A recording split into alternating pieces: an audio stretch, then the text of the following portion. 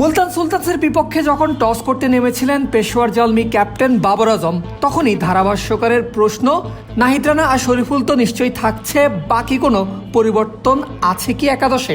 এমন প্রশ্নই উত্তর দিয়ে দেয় এই দুই বাংলাদেশি পেসার জালমির একাদশের কত বেশি গুরুত্বপূর্ণ। টুর্নামেন্টের শুরু থেকেই শরীফুল নতুন দলে ভেলকি দেখিয়েছেন, নাহিদ রানা গতির সঙ্গে ডট আদায়ে ছাড়িয়ে গেছেন সবাইকে। তবে এবার শেষ হতে যাচ্ছে তাদের জার্নি। চলমান পিএসএল শেষ ম্যাচটা ইতোমধ্যেই খেলে ফেলেছেন দুই বাংলাদেশি পেসার, আর শেষ ম্যাচেও দলকে জিতিয়ে মাঠ ছেড়েছেন, ধরে রেখেছেন টেবিলের সবার ওপরের জায়গাটা। 5+ স্টার রেটিং প্রাপ্ত দেশের সর্বোচ্চ বিদ্যুৎ সাশ্রয়ী ওয়ালটন এসি। স্মার্ট কমফোর্ট এখন নেক্সট লেভেলে।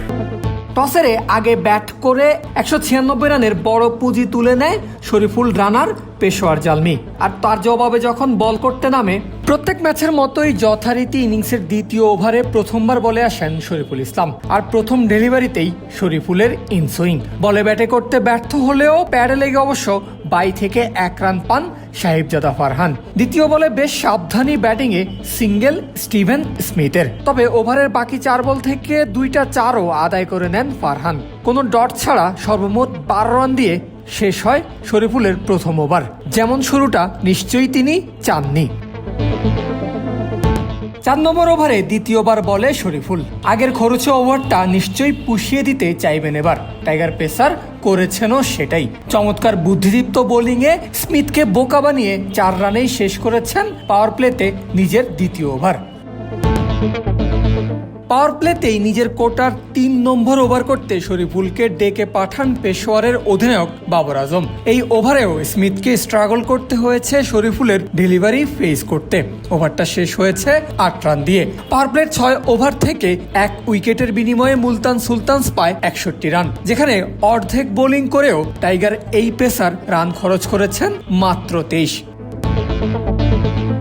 ইনিংসের 9ম ওভারে বলে আনা হয় নাহিদ রানাকে, আর এসেই গতির সঙ্গে ব্যাটারের মুভমেন্ট বুঝে শুরু ভেরিয়েশনের ভেলকি। তাতেই নাজেহাল স্টিভেন স্মিথ। তারা 4 বলে পরাস্ত হওয়ার পর বাধ্য হয়ে 5ম বলে স্কুপ খেলেছেন এই অজি ব্যাটার, তবে তাতে পেয়েছেন 4-এর বাউন্ডারি। বিএসএল চলমান আসরে সবচেয়ে বেশি ডট বল আদায় করা রানা এই ওভারেও দিয়েছেন 4টা ডট, আর মাত্র 5 রান খরচে শেষ হয়েছে নাহিদের প্রথম ওভার। নিজের দ্বিতীয় ওভারটা অবশ্য আশানুরূপ শুরু হয়নি রানার। ঘন্টায় 148 কিলোমিটার গতির প্রথম ডেলিভারিকেই বাউন্ডারিতে পাঠিয়েছেন শান মাসুদ। ইনিংসের 11তম ওভারের বাকি 5 বলে সিঙ্গেলস ডাবলস মিলিয়ে রানার খরচ আরও 7 রান। একই ওভারে মুলতানের রান 100 পার করে। পেশোয়ার ক্যাপ্টেন বাবর আজম ডেথ ওভারের সূচনা করেন নাহিদ রানাকে দিয়ে, আর রানার দিনের প্রথম শিকারও আসে এই ওভারেই। ক্যাপ্টেন বাবরের ক্যাচ বানিয়ে সাজঘরে ফেরান আরাফাত মিনহাসকে। উইকেটের সঙ্গে মাত্র 6 রানে রানা শেষ করেন ইনিংসের 17তম ওভার। পরের ওভারেই নিজের কোটা পূরণ করতে আসেন শরীফুল। মুলতান ব্যাটারদের ডেথ ওভারের আগ্রাসনকে বুড়ো আঙ্গুল দেখিয়ে ইনিংসের 18তম ওভারে টাইগার পেসারের খরচ মাত্র 5 রান।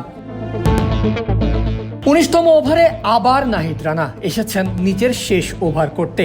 ম্যাচের এমন সময়ে স্পিড স্টার 5 ডটে শেষ করেছেন নিজের ওভার, সঙ্গে 1টা উইকেট। গোটা ওভারে দিয়েছেন মাত্র 2 রান, অর্থাৎ 1 ওভার হাতে থাকতেই দলের জয়টাও নিশ্চিত করে গেছেন 2 টাইগার পেসার। এরই সঙ্গে শেষ হলো এই দুই বাংলাদেশি ক্রিকেটারের এবারের পিএসএল জার্নি। নিউজিল্যান্ড সিরিজ খেলতে দেশে ফিরবেন দুজনেই। পেশোয়ারের জার্সিতে প্রত্যেক ম্যাচেই শরীফুল যেমন দুর্দান্ত শুরু এনে দিয়েছেন, তেমনি রানা তার গতির সঙ্গে ব্যাটারদের কাছ থেকে ডট আদায়ে পুরো টুর্নামেন্টে সবাইকে ছাড়িয়ে গেছেন। এখন অব্দি পিএসএল এর চলমান আসরে সবচেয়ে ইকোনমিক্যাল বোলারও নাহিদ রানা। ফলে টাইগার এই পেসার জুটিকে যে জালমি তথা পিএসএল মিস করতে যাচ্ছে তার বলার অপেক্ষা রাখে না। পারভেজ আল হাসান, ক্রিক ফ্রেন্জি।